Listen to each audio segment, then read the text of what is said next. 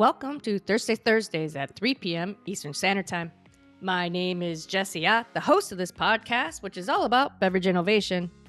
I talk with innovation pioneers from agriculture to glass. Thank you for listening, and be sure to subscribe to be notified of all new episodes. Hello, everybody, and welcome to Thursdays. I have guests Ana and JP and Vinny of Margaret Cocktails today. Hello. Hola. Hey, hola, everybody. It's great to be here. Thank you, Jesse, for having us. Yeah, of course. They sent me. They're so kind. They sent me. We are having a tasting today. That's more important than the T-shirt. But they sent me a T-shirt, and I have it on, and I'm super excited. Woo! I love merch. It's so fun. I'm jealous I don't have a hat. JP's got a pretty cool hat on. It's good getting you. I'm gonna send you some other merch when we get it. Okay, no problem. So Ana and JP, you're calling from the same location. Where are you calling from?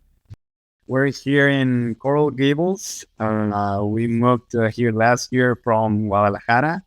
We both are originally from Mexico, from Sinaloa in Mexico, but we've lived in Guadalajara for many years, and more than 20 years. And last year we moved here to launch the brand and push the sales and start building this company up from here. Amazing. And Vinny, where are you calling from? I'm in Guadalajara, which is Jalisco, or the tequila area, or the tequila land is. So I'm based here. Yeah. Yeah. Awesome. We won a trip there and with Beam Suntory back in my military days. So we got to go to some pretty cool restaurants. And one of them was called, I think, Bones. Really good. So in Spanish, it's really good. Yeah. Oh man, and when you say bones, it's literally there's bones in the decoration of everything, all over the walls, all over everywhere. It's really cool. It's certainly different. And then the table that we sat in had no ceiling in it too, so it was really kind of like this indoor-outdoor experience. It was really cool. Yep, that's right. The food is amazing. Yep. Yeah, it's so good. I love Mexican food, though. My wife and I, we get obviously some Tex-Mex, right? But my favorite restaurant here in Orlando is called Cochina Maya, and that's from the Yucatan, and that's where you get some of the mole sauces and so every single thing there. Yeah. Very so thick, good. Sauces or with all of complex layers of flavors, and yeah, it's nothing like can compare to that, really. No. No. Not really. Yeah, but I love food. I can't help it. I just love food. I love, like you were talking about, the layers of flavors. That's so fun. And with cocktails, right? Yeah, of course. That's a very important part of having a good meal. 100%. Yeah, especially Mexican food that can be combined and married with a lot of different flavors, and actually I'm gonna talk a little bit more about this, but one of our very special experiences that we had in the past while working with our tequila company that me and Vinicia was working for. We were in this pairing of very high-end whiskey brand Macallan. Then we were at this very high-end restaurant in Guadalajara called Alcalde. Very, very good food, great chef. Then we went to a 4 or 5 course meal, each course paired with a corresponding whiskey, Macallan 12, 15, Ruby Red, or Rare Cask. And we had all of that experience tasting this whiskey, that single malts that are incredible. And when we ended that, right after going through all of the courses and experiencing everything, me and Beanie were like, wow, this is with whiskey. imagine doing something this with tequila. Tequila has And mezcal. or different range of flavors and aromas that can be combined with food. So the experience would be incredible too. Yeah. Yeah, 100%. I love tequila. I do not hide that fact on this podcast. I love gin and tequila very much. So so how did this all begin? Let's start from the beginning. Yeah, let's start from the beginning. Well, that'll be Vinny. Vinny started it all. My background, believe it or not, I'm an attorney, corporate attorney, but I do not do that anymore. So I was hired by a founder of a tequila company, Partida Tequila. It's a brand that was founded in 2005, almost 20 years ago. And suddenly, he was my client. I was his corporate attorney locally in Mexico. And he invited me to be part of the company and run all of the operations in Mexico. So everything that happened in Mexico, including the production, but also dealing with dry goods suppliers, I took care of that. So that's why the way I entered to the tequila world or the agave spirits world. And then I hired Juan Pablo. As you can see, he's younger than me, obviously, and I was his boss. Now we're partners, but we were there, and that's how we started to learn about the tequila and the agave spirits. Even though that we're Mexicans and we were born here, it's always different when you're in the industry. And we got passionate about that. JP just mentioned some examples and about the complexity of the flavor and everything. And most importantly, for me, being involved in this industry is because it's part of our culture. It's not only that I like it. I'm Mexican. Right. I'm proud of being Mexican. Obviously, we have many things to improve, as every culture in the world. But I have to tell you, but I'm proud of it. So it's like bringing our culture and what we are proud of it to the rest of the world. And the best way to do it is through these agave spirits and now cocktails. And then I met JP over there. I'll let him follow on this. Okay, so like Winnie was saying, he hired me as operations manager in Partida back in 2006. I studied international business administration. I had studied postgraduate in finance, but my main passion was in supply chain management and vendors and developing packaging materials. And I started working with all of the logistics and doing all of the planning and even developing new products for Partida. Actually, one of my last projects in Partida was developing the line of Latino. That was a double aging in maturing in whiskey cask and then using some of the Macallan and Highland Park casks to do a double aging of the tequila, which came out fantastic. Maestro Tequilero Jose Valdez did a great job with that line, and I helped with developing the packaging through the supervision of the design team in Everington. That was really fun to do. We were. Vinny was my boss at Partida for 12 years probably, and he left the company. I stayed for one more year, and then 2019 I quit, and then we joined forces and we started a consultancy firm called Tequila Partners to develop new products of agave spirits for entrepreneurs or companies around the world that wanted to that were looking for agave products and that needed tequila or mezcal or to introduce them in their portfolios for their target markets. And at the same time, I was thinking about since 2018, I had started doing some research about the importance of cocktails in, used as gateways to introduce new spirits into people that didn't know them. That's why we started to figure out with Partida and all of the people that we knew that were coming to the distillery in Mexico, bartenders, salespeople, industry executives that we learned about the popularity of the margarita and how important it was as a strategy to introduce and to grow the awareness of the agave spirits, especially tequila back then. Now it's mezcal, vaicilla, sotol, bacanora, everything. But we thought many times if you offer someone tequila, someone that doesn't know where even Mexico is in the map, and you offer a tequila straight up, they won't be able to appreciate it and they won't like it. I know Ana didn't, right? No, I didn't like tequila before meeting JP. Yeah. I would Really? love something else. Yes. But if you would come and offer a margarita, she would say, okay, I'll take the margarita.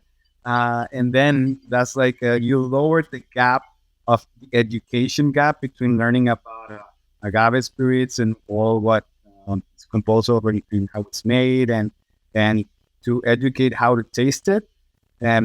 And with a cocktail, it's just easy. You just drink it and you like it, okay. If you don't, that's it. If nothing complex about it, nothing much education about it. If you're just an amateur or a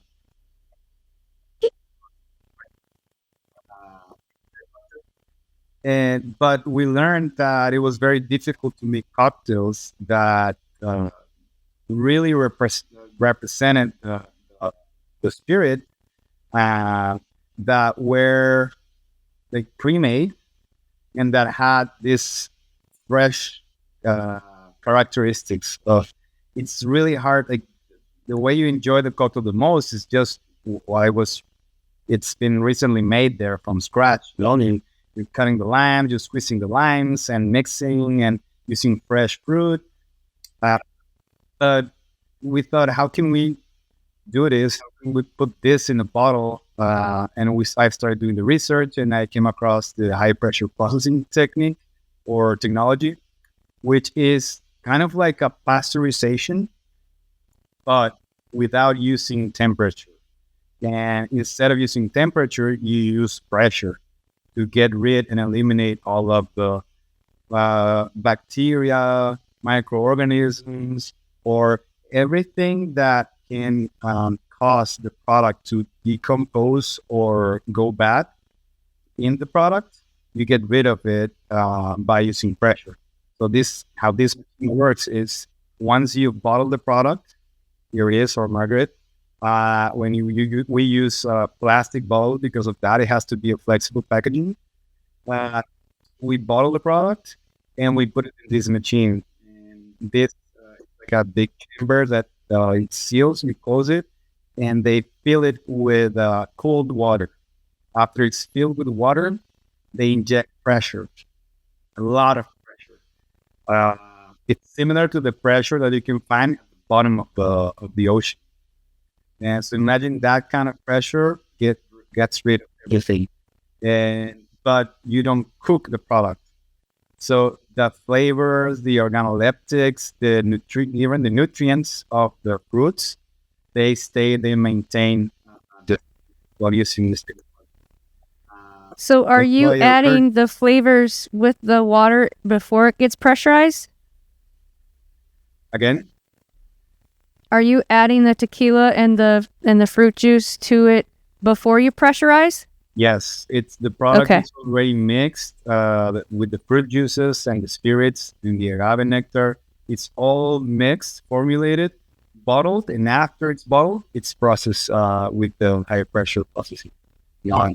Yeah, because we've all had our share of bad limes that we've accidentally put in cocktails, right? And you certainly don't want to have that happen. You want it to be consistent. So that's interesting. Is that like a cold? It's not cold pressed though, right? Yeah, it's just pressurized. Means two things. Cold press can be used. The term can be used for the extraction of the juice of the fruit without heat, and also is like another term to name pasteurization. It's informal name to use it. So we say Margaret is cold pressed cocktails because we do extract the juice without temperature. We use cold press machines, like in our mezcal and cucumber offering, we use the fruit without temperature, and also we process it with this technology. So that's why it's cold press cocktails. And it's Interesting. been a long journey because we have found out in the way that it's practically like a new category that we are creating here. That only a handful of companies are doing this right now. I don't know. And Ana helped us a lot to understand how the market of young women focusing their health and with more conscious about their bodies and their like this new modern way of thinking and analyzing what products you consume and what you put into your body. Because she Very had much so. yeah, she can tell you a little bit about her background and how she felt. I think like every other, well, a lot of women, we care about enjoying good things. Like if I'm having that cocktail, I want something to be good, something that's worth it. Yeah, And, exactly. If I'm putting this in my body, it better be good. And I don't care. Maybe it's so good that I don't care about the calories, but I do care that it's a good product, that it's worth it. And most of ready to drink cocktails are, you don't know what's in it. Like half of the label, you cannot read the ingredients. Right. So that was like a barrier for me. Every time that someone or somewhere I could find cocktails, I would just not like, I wouldn't go for the cocktail. But then JP came up with this idea, knowing the new technology, the cold press machine. And when he told me about the idea, I was really impressed. Like I couldn't, I thought this is like what a lot of women would expect to have, right? We already have a lot of good things in the food industry. So why not to take it to this level? Right. No, 100%. So, is there anything else you want to talk to about the production of it before we get into the ingredients? Yes, we're currently producing in Mexico, and we are producing at a facility. It's practically an industrial kitchen. They have the capability of doing every processing there because they have a team that produces food, all natural prepared food, and they process in this technology to preserve it without using any chemicals. So we process in Querétaro. This technology is not widely available in Mexico. That's why it was very hard to find a co-packer that was able to produce this beverage for us. We had to do a great research, and we found one in Monterrey before the pandemic hit. When it hit, they had to shut the doors. They had to just close. The company went bankrupt, and they sold their machine. Oh, We had to find somebody else to do it for us. Back then I came to the US. I looked for companies that did HPP, but no one would handle both. Alcohol. Yes, alcohol and food products at the same time. There was no one facility that would have two of the same processes or licenses. interesting. So it was It's a separate license. Okay. yeah. And so we found one in Querétaro, and what we're doing is we source the tequila. We use Blanco tequila from Atotonilco, Jalisco, and mezcal. We use Espadín mezcal from La Colula de Matamoros in Oaxaca, and we ship those to Querétaro, and they source the fruits for us, and they do all of the formulation, and they use our formulas and they use our specs. They do all of the sourcing of the fruits, the juicing and the formulation and bottling. And use the HPP process to send. They would take it from them, and we export it. We import it to the U.S. We have our own company here, or an importing company that's distributed to all the distributors. But what's important is now there are some facilities in the United States that are starting to process and to produce this kind of grains. We've learned that the category it's gained attention and awareness. There are other companies like Drinksmith in California that are using this technology, and they have a very similar product stores that are leveraging these technologies and offering fresh, 100% fresh cocktails without any preservatives or additives. And it's interesting that the community of cold pressed cocktails is growing, and there are a handful of startup companies that are with great offerings, like in New Mexico too. There's one other company that's producing these kind of cocktails, and there are big players in the industry that are betting into this technology. Like we know Drinksmith has investment from Anheuser-Busch, and the people in New Mexico are being distributed by Southern Glazers. You know, the biggest names in the industry have like a tiny bet in the cold press cocktails category so far, but we're very enthusiastic that this could become something big. That's great. And interesting. Will you ever move production here, or will you keep it in Mexico and ship the bottles over? For us as Mexican, you can Yeah.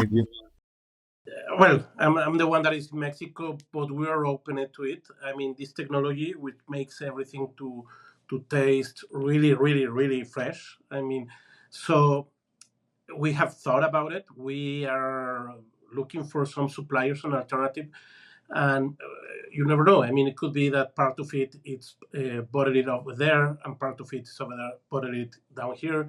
So we're open to it. I mean, what we're looking is for efficiencies, but the most important part is that we don't lose the fresh and the quality of the ingredients. Yeah. Well, we're going to get the tequila, mezcal, and the limes from Mexico, so it almost doesn't make sense. Correct. Yeah, the only thing would be the shipping process, and maybe the technology in the US. There are many other suppliers more than we have down here, so that would be the only thing to consider. Otherwise, yeah, the lime and everything, and even with new products that we are tasting and developing, not only for the classical margarita and the mezcal with the two that we have online right now, but we're also experimenting with other flavors, always agave spirit based. It's like the essence. But it could be even like bacanora or raicilla. So we're open, and we are making some development in several other profiles and tests. Awesome. Yeah. So how did you source the tequila? Like, what was the decision making that you went under, but that fine line between quality and price and what you wanted to put into the mix? Like, can you talk through that process? Yeah, correct. Since we are in this industry, and as JP just mentioned, we have this consulting firm to create new brands. So we know many of the distilleries. There are more than 200, almost 200 distilleries authorized to produce tequila, but we know more than 100 maybe, and we have worked with dozens of them. So we really know who is who in the industry, and that gives us the capacity to select one that they have a good product, good quality, but at the same time their prices are fair. I would say not that cheap, but they're fair. So we're looking for good quality, because we have always thought that the best cocktails are made with the best ingredients. And the same with lime and other fruits that we're using, or jalapeno in the case of the mezcal with jalapeno twist. Yeah. No, fair. And the decision on the bottle, JP, you mentioned it needs to breathe or it needs space. Is that what you're talking about earlier? Like why the 200 ml and why the packaging? Well, the packaging is because it needs to be flexible in order to be subject to be used in this technology to be candidate.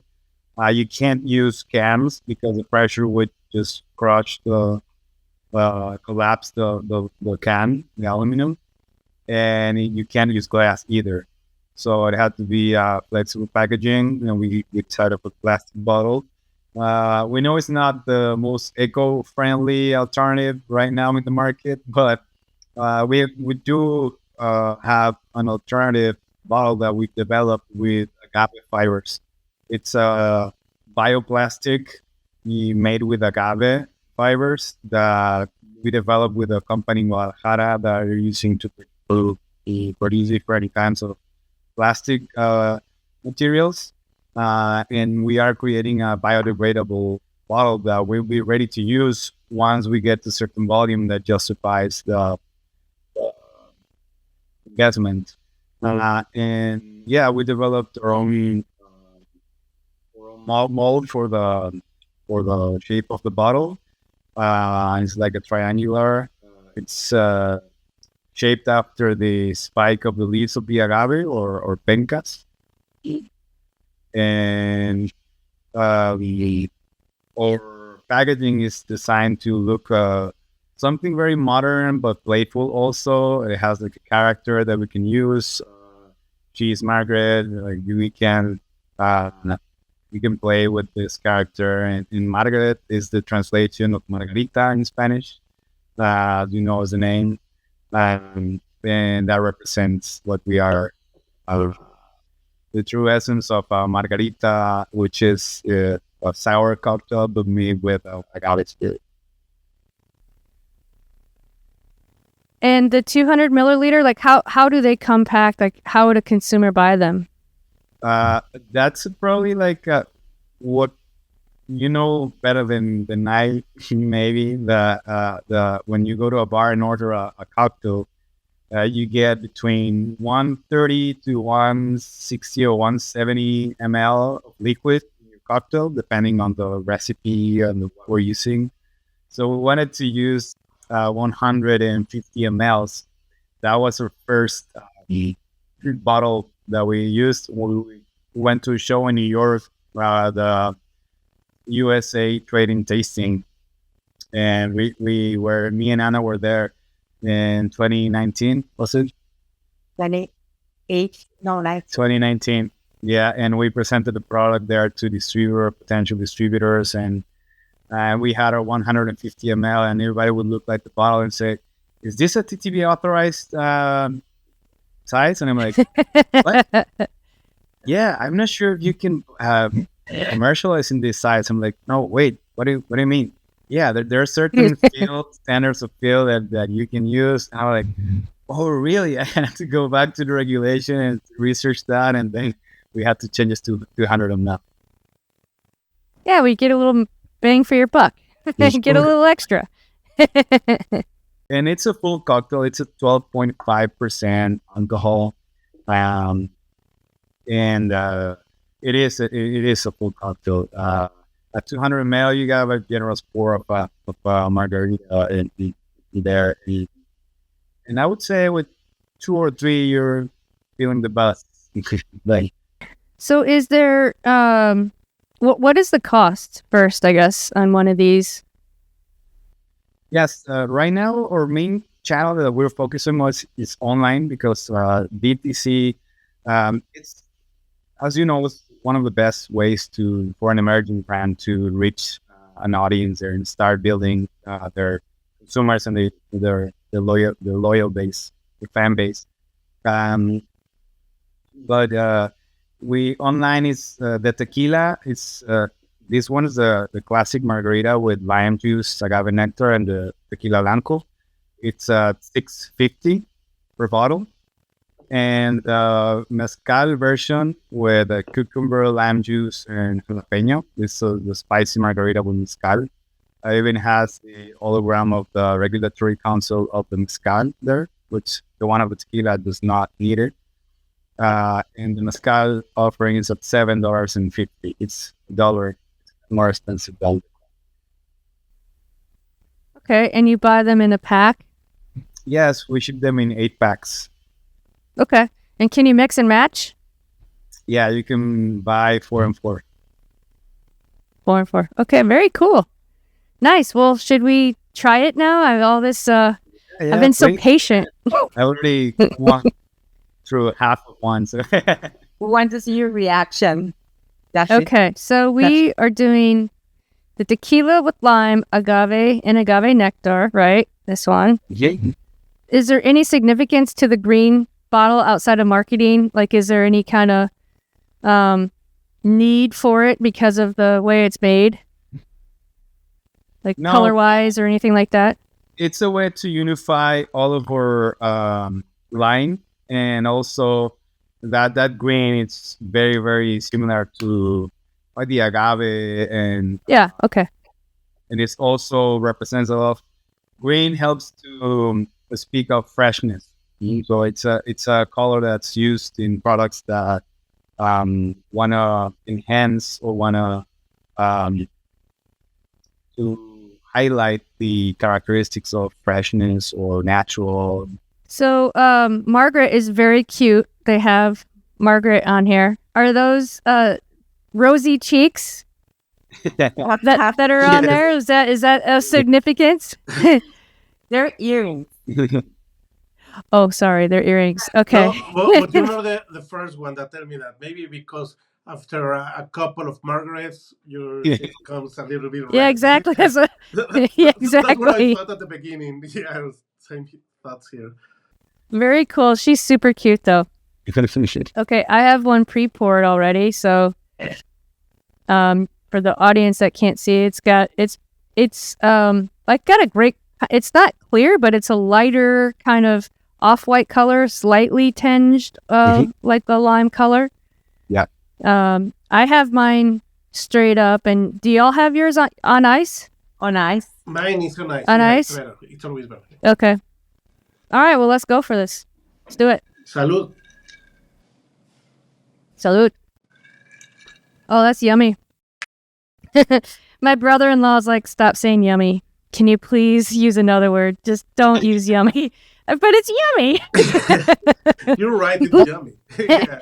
It's yummy. It's really good. It's really smooth. There's a real balance of flavors. With food or without food. I like spicy, so I'm excited for the next one. But I put salt or tahini on mine almost every time. And a lot of times I'll shake up some jalapeno slices just for fun. Wow. I like a little spice. So this margarita is a version of our Tommy's margarita that uses tequila, lime juice, and agave nectar, and it's also called the skinny margarita by some people. And or recipe, we wanted to not be too sweet, so we incline more towards the tart side than to the sweeter side. It is a little bit tart, but it's not. It's good. Yeah, because traditionally in Mexico, we like more savory flavors than sweet flavors in our food, and that's why in our drinks too. The micheladas, the new wave of Mexican drinks that come up are more like salty or more savory. That's why I wanted to do more balance, more towards the tart side into the sweet.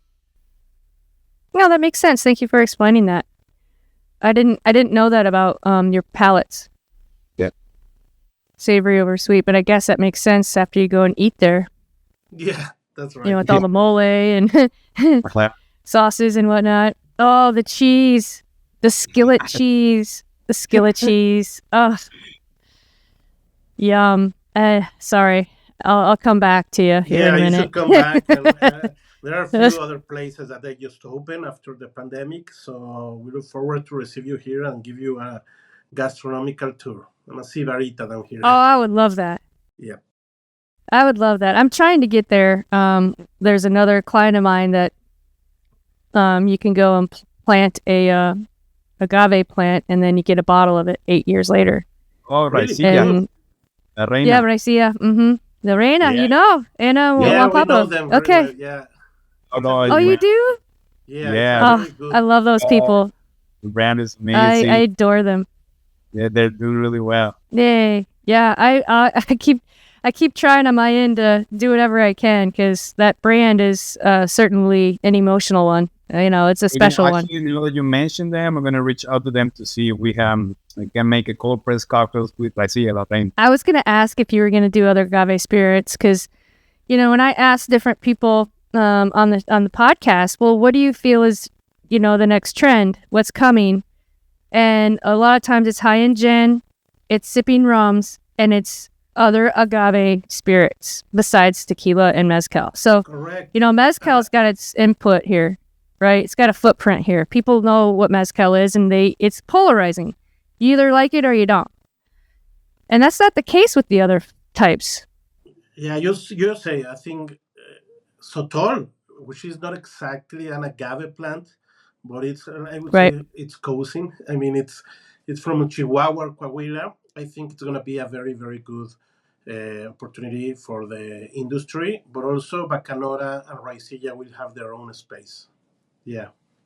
Yeah, so what is more like a drier version of an agave spirit in smoky, like a dry and smoke, like pretty forward desert flavor style. Nice. Okay.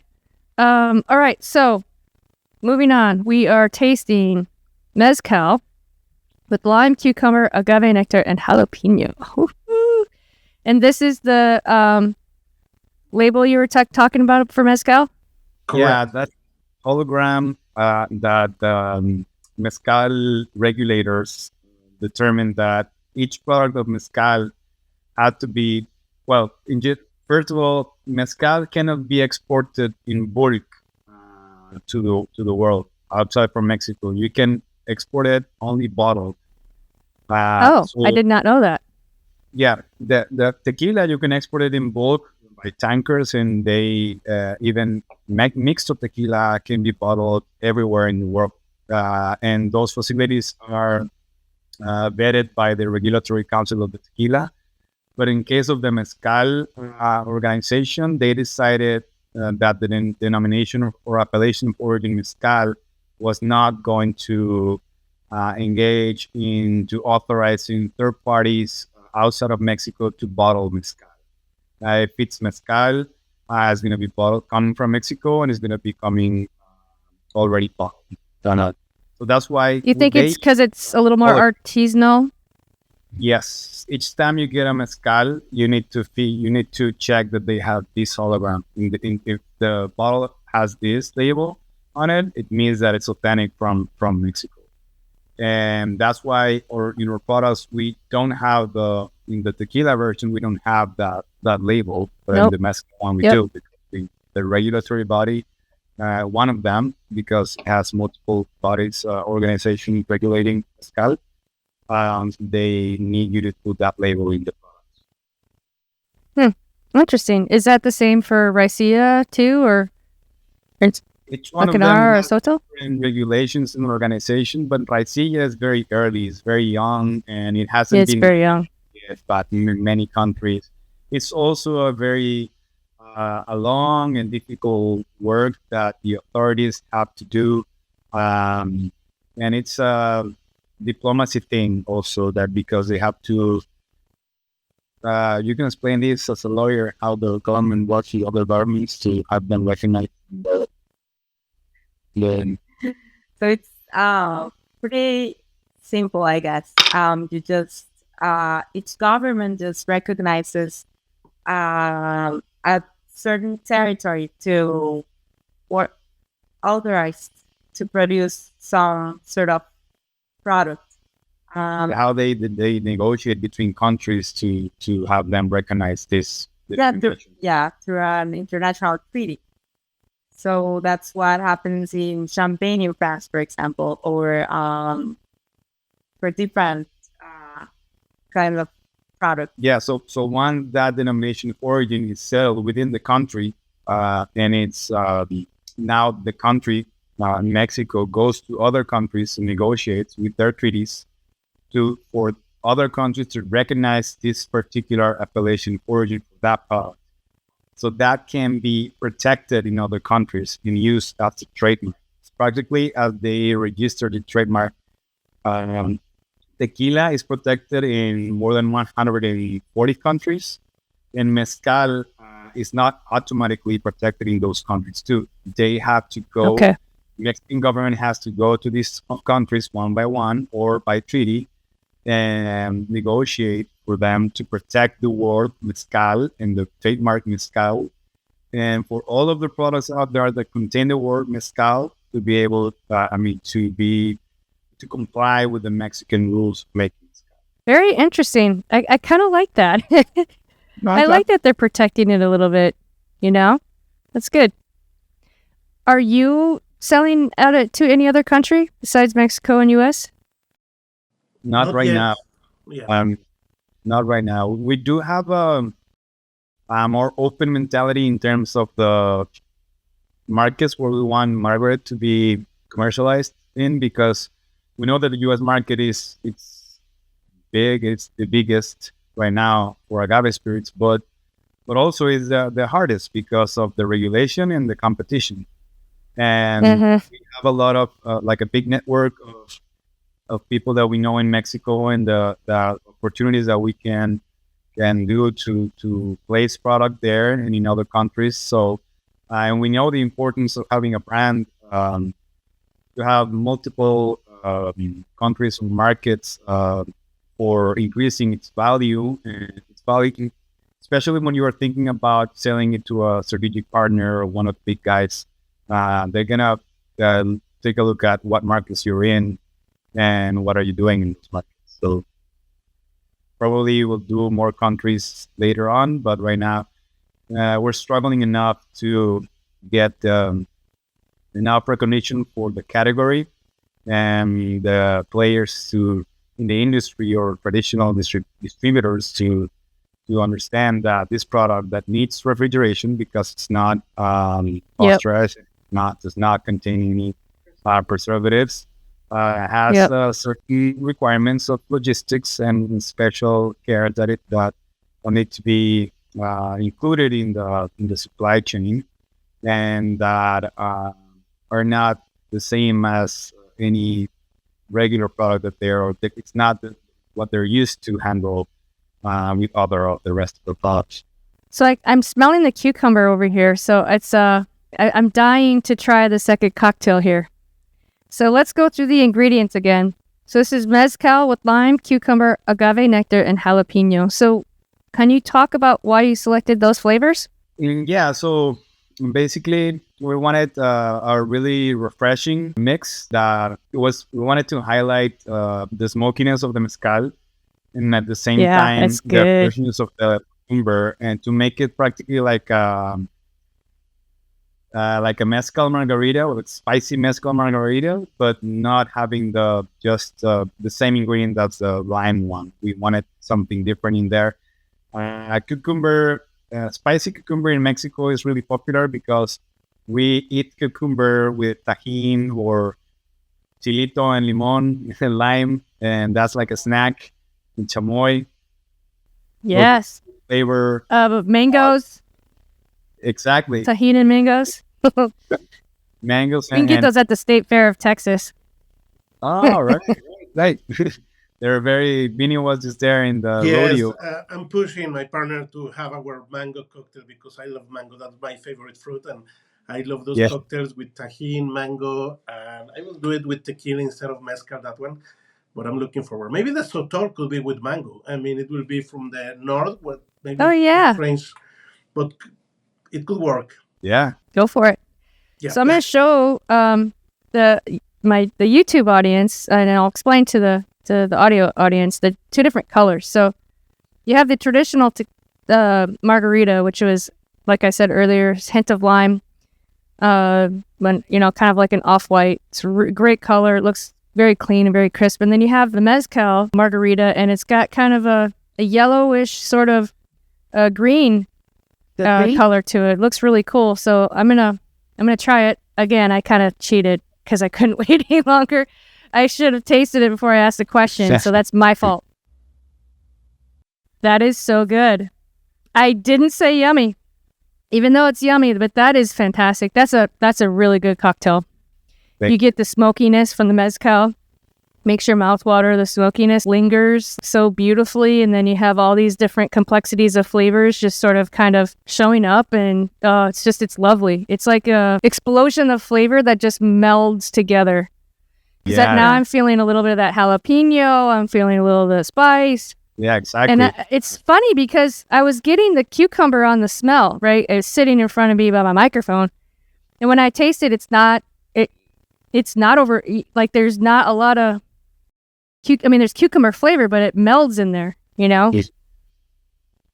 Yeah, the herbaceousness of the mezcal and the jalapeno also helps balance the tartness of the lime, and I think the agave nectar helps balance the acidity, but the layer of the smokiness, as you said, with the spicy and the freshness of the cucumber, I think it's what makes it great, like an amazing. I don't think we've tried anything.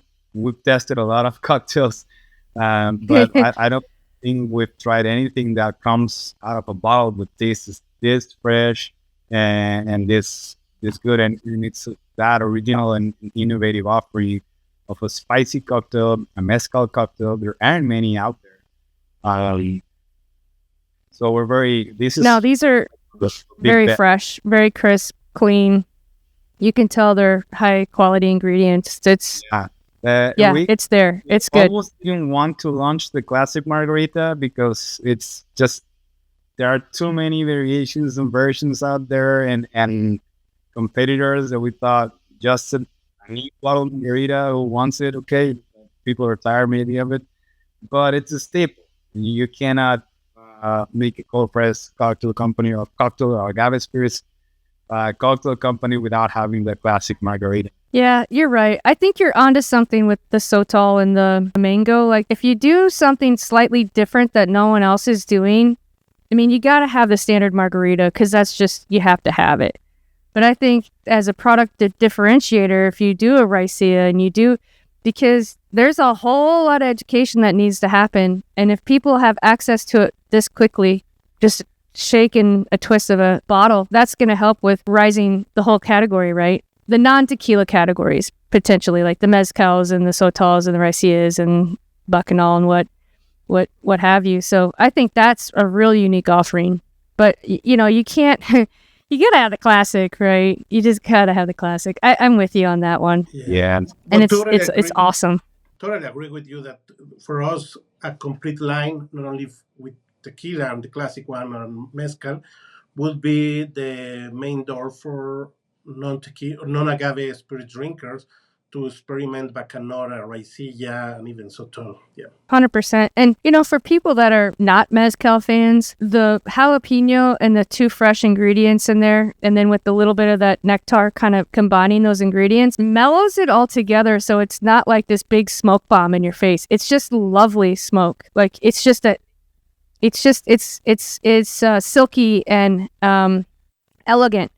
It's not like overpowering. So, even for people who aren't mezcal fans, I would have them try it and just see, because this could be like your crossover, Anna. This could be a crossover for people that might not care about that heavy smoky flavor of mezcal. Yes, actually, we've been in a few festivals here in Florida, and we get a lot of people saying that I don't drink mezcal at all, and I really like this cocktail, or I don't like mezcal. I cannot deal with the smokiness, but I really like this cocktail that I can't believe is mezcal. Yeah, even the same with people that don't like a lot of spicy drinks or spicy flavors. they're afraid of trying it, and when they do, they say, "Oh, well, this is not too bad." Like you get a spicy kick, like a heat on the beginning, but then it mellows down. It doesn't linger. It's not like you get like your mouth on fire in there, and you can't actually wear it down. But just a touch of heat there, and then it disappears. Yeah. No, I'm still tasting the flavors. That is really good. Well done, guys. Gracias. We're nearing an hour here, but we have a lot of other things to talk about, but I can't help but wonder, how did you get these flavors and how did you mix? Like, I love the creativity. Well, JP's a mixologist. There it is. And there we have it. Da-dum-dum. Yes. I'm an undercover mixologist. I've never worked. You're a hidden neighborhood mixologist? Or brain, so There's one in every corner. But it's a natural. Yes. Yeah, I can't wait to have my wife try this. Some recipes that I found there and in our kitchen, like our kitchen. So JP, you were talking about developing the products and how you're a secret bartender. Yes. So right now there's a lot of resources out there and recipes and variations of different of the cocktails. So I just went through a lot of them and started mixing them in our kitchen and testing, experimenting and seeing which one we like better. And when we initiated this, initially we had another offering. We developed another formula that we already have. We decided not to launch it because it was too it was dividing a lot of opinions internally, and that's what Vinny has. And there's a watermelon and tequila. Watermelon with Yummy. I mean, it was good.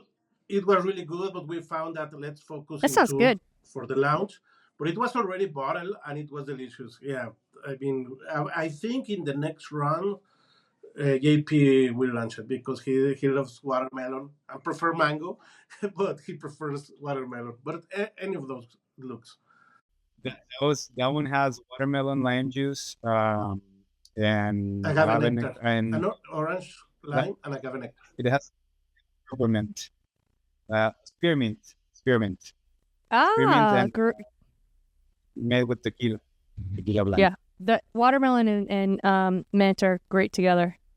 Yes, they are. The thing is, in the focus group, people were really confused and divided. Like, we couldn't tell if it was a funky smell or just the way the watermelon smells. Yeah. So interesting. The thing is that working with watermelon is very complex. Even in any other dish or even watermelon juice, it has its own. It's very delicate. So you have to, and there are people that love it, or people that hate it. So you never know. That's true. That is true. Well, we have a lot of other things to get to. I know Vinny and JP, you kind of talked briefly about your backgrounds. Is there any other part of your journey you want to talk about specifically? Because I know Ana hasn't really talked about her background. Well, there's not much to talk about. Vinny and JP invited me when they started with this idea to be part of the focus group. So I was one of the tasters, and then when they decided that JP had to come here to the States to launch Margaret, I just started helping them with little things in marketing. And then I just and then the whatever I was doing was I was getting a lot more things to do, and I really fell in love with the brand and the product. Vinny and JP are tequila experts. They're not going to say that to you, but they are. They are and in the tequila brand, and I am learning a lot. I'm now falling in love with tequila not only because it's a great spirit, but because it represents a very rich culture, which is the Mexican culture. Uh, we were talking about mole before before the interview, and you were saying there's a lot of layers of flavors. Well, that's Mexico. We have a lot of layers, and I think tequila, mezcal represents all of that. And now that we're here in the States launching this product, at the same time, I think it's a door for people to get to know agave spirit and the Mexican culture. Anna is a lawyer, but I she's a thought badass by background. On TikTok. I thought you were asking her as a lawyer. Kind of left that out, Anna. You turned enthusiast marketing guru by way of attorney. That's pretty awesome. So there's two attorneys and a international business and finance major. So you guys are like legit. I mean, you got the package, the full package of experts here. Correct. And That's let me awesome. tell you that being in this industry is far away more better than being in the law practice. Right, Anna? Yeah, far away. More Yeah, I fun. would say at least we have more fun. Not more money, but more fun for sure. It's same amount of work too. Like, this is a fun industry, but we work really hard. It takes a lot of work and a lot of diligence and creativity to kind of push the needle. And you got to pick up the phone, right? And just start Yeah, that's creating your correct. market. And that's hard. That's really hard. That's what I So was gonna say regarding the team and our capabilities. It's we need a lot of help with sales and navigating through all of this sea of distributors and retailers and chains, and we haven't been involved in that part of the business since we started working in the tequila industry, because we were more focused in the processes, in the creation of the spirits and the products, and the development of the brand and or the products. But now we are forced to switch hats and just come to a new country with new rules, with different set of skills needed to promote a new brand. And it's not just a new brand; it's a new product that has different logistics and a new category in a sector and an industry that's over competitive, and it just fears the biggest companies in the world are here competing for your customer. It's been a struggle, and we have our ups and downs like any entrepreneur, and it's very challenging, but we're very excited, and we continue to push until we make this happen. yeah, I mean, it's tough at first, but it's part of the journey. I'm in startup mode too, so I know exactly what it's like. I don't have a physical product per se of all the background that you all do. But no matter what it is, you still have to tell people about it, got to get the word out for sure. So, Vinny, do you want to start and talk about any mentors that kind of helped steer you in your career? Yeah, I mean, I would say that my main two mentors have been, he's not in this industry, but Santiago Gonzalez Luna, he taught me how to work. My dad, and then he was my first boss. And the other one, I would say Gary Shanby, who is a brand builder. He's based in California, and he was the founder of Partida Tequila, and he was the one that invited me to get out of that boutique firm and join him as the president of all Tequila Partida operations. And I stay with him. I work with him for over 14 years, I think. That's awesome. So, okay. So he invited you to do what as your next part of your career? Yeah, I mean, I was working in a law firm, and Gary Shansby, the founder of Partida Tequila, he was my client, and then he realized that I had a lot of interest in doing business, but also in operations, and I wanted to learn more about tequila, and he invited me to be the president of Tequila Partida in Mexico, taking care of all operations. So I worked with him for more than 10 years until the company was sold. So I appreciate the way that he helped me to do business, to create brands, but also giving me the opportunity to manage operation of a company. Nice. Awesome. What about you, Anna? Do you have any mentors you want to mention? I would have to say, just being that my first boss, he showed me how to work. And now I can say Bambini and JP because they introduced me to the tequila world. Before that, I didn't know anything about it. So, JP? I don't know if I can be a mentor to anyone. Yes, you can. I can see it. I have seen it. Under pressure. To me, what's most important of this project and in my background, in my career, in my journey as a spirits professional, it's Bini helped me a lot. He was one of my Partida was my second job overall. I had worked at a company for 1 year before that, and Bini hired me for Partida, and we worked together for 12 years or so.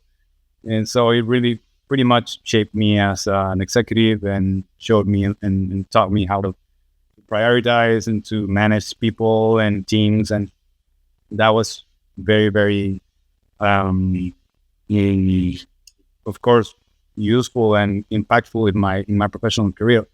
But not also that. I think we mutually helped each other and formed a partnership that is really powerful.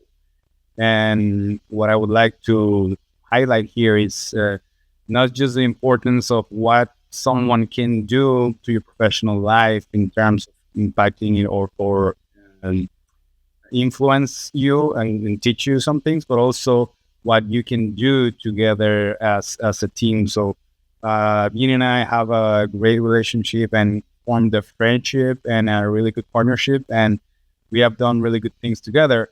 We're still to take off in many of those, and those projects and brands are still very early stage. But I think we have something that is not very common to find in business, and that is a partner that you can trust 100% with your life and blindly and. So JP, do you want to tell us if you have any resources or books or podcasts or anything that you'd want to share with the audience? Yeah, I would like to recommend everybody that it's forming a company or even try to grow a company. Yeah, starting a business or in any stage of their life, actually, professionally or personally, to surround with a group of people that can to form like a personal or private board of directors of your life. I have a group that I been meeting with once a month in the past 6 years. We call it a mastermind group, and we share with each other our personal, professional goals, family goals, and we have a system to present our goals and to be this accountability of the things you want to not to yeah. Anna, do you want to talk about your resources? It helped me just learning from them, I guess. And I just, well, what I was telling you when we first started our interview, I really tried to get like everyone else. I guess we get inspired by other people. So just having I love being with my friends. And once a week, we used to have like this gathering, and we used to drink red wine mostly and beer. And then I got inspired by them when JP told me about making a good cocktail that was Margaret. So I guess part of my friends are also in this cocktail. And then from JP and Vini, the way they really committed to the business and how they represent or how they really like what they do. That's also inspiring. So yeah. So, Vinny, how about you? People. I mean, I have always learned from people, but I would mention Grover and Scarlett from Tequila Matchmaker. They have instructed me a lot, but also a lot of articles that I have read, the website. I mean, so specialized newsletters that I'm subscribed, and that has been my main learning experience. Okay. What about any pain points that you're experiencing that you want to talk about? I know it's, you're coming from a different country. It's a different language. It's a whole new set of rules. So I know we've kind of covered that. Is there anything we haven't kind of talked about that you want to mention?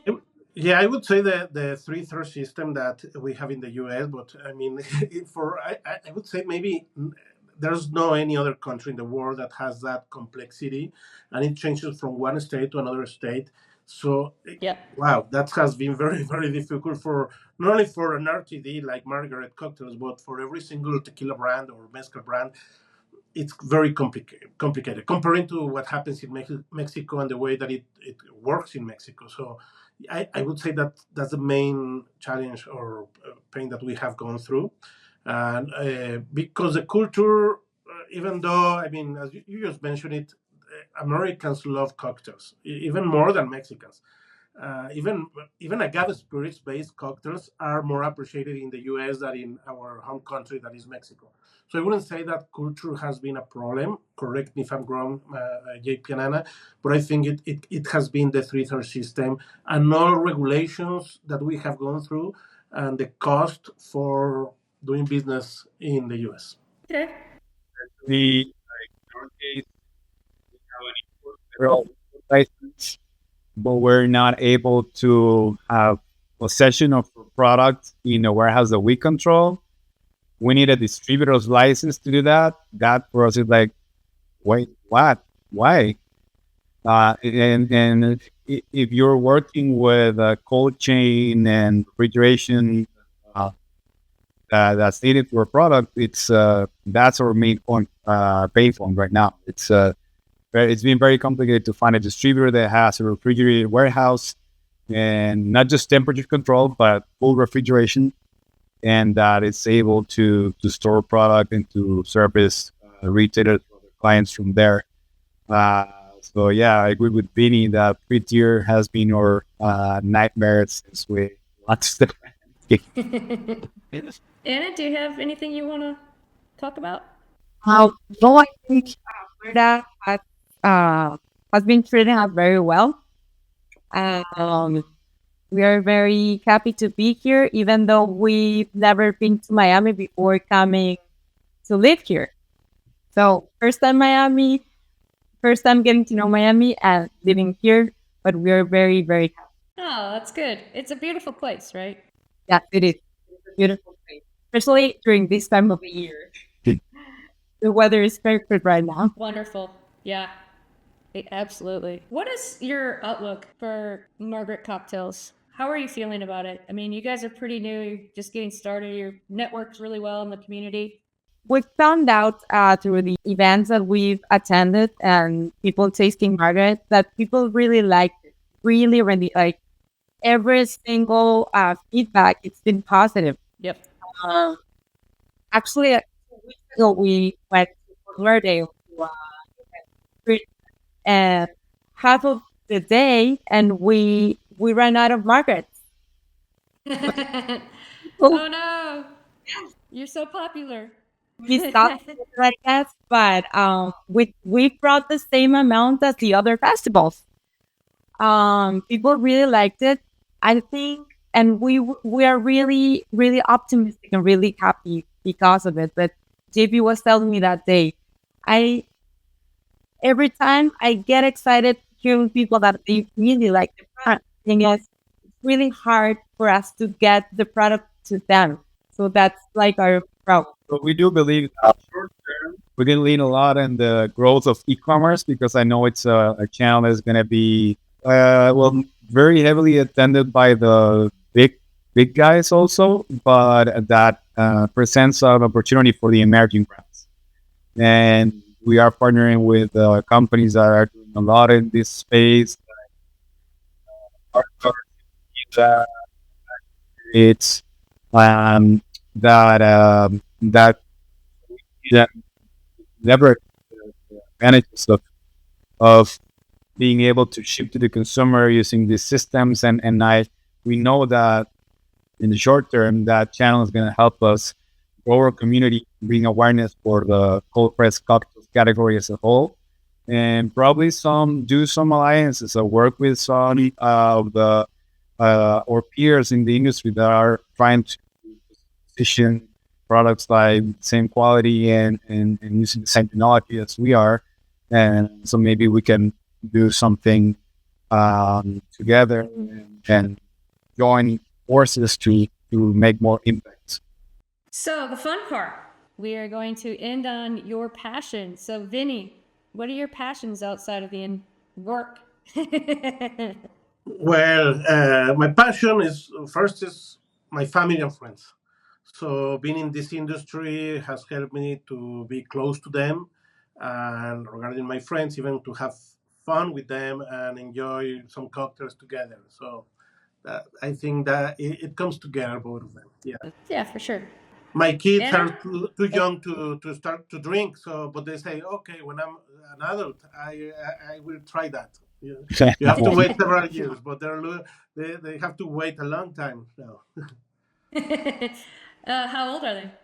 Uh, Regina is 12, and then the second one is 10, and then 6. So Okay, it's a so long, you have a household. So yeah, are you? What age is it to drink in Mexico? 18. 18. Okay, that's what I Yeah. thought. They don't have as long to wait as we do here. No, no, that's right. Yeah, and it's not. I mean, it's not good, but unfortunately, not that strict as in the US. So yeah, but I hope that they keep there until they're legal or even 21, or even more. Yeah. Nice. Anna? I love, I'm a triathlete. I love triathlon. I Okay. train during the week. And I also enjoy very much having a cocktail with friends and family. So I guess that's my favorite things to do. Okay. JP. Whenever I can, I go out for a run and have a friend have marathons and one full marathon, one meet, and expecting to be able to run one more here in Miami next year. Haven't been able to train so much in the past month because I was in an accident, but I'm getting well and better now, so I'm really excited to going back to that. And we're Anna and I are really excited about having the opportunity of living in the ocean and learning to sail. Nice. Oh, I love that. I love sailing. It's so much fun. It's beautiful. It's a lot of work.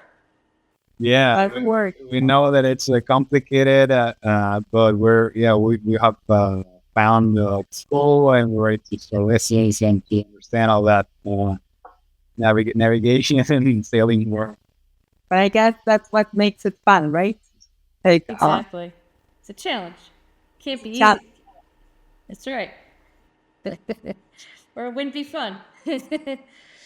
Right? So this has been great, guys. Congratulations on these cocktails. They are fresh and delicious. Well done. I'm really excited for you guys. Like, get just kind of getting started, and I'm really rooting for you. Whatever I can do to help, I'm here. When I evolve a little more, I'd like to have a marketplace and have your products available to at least get to your site to order them some way somehow, because I certainly want to support you all.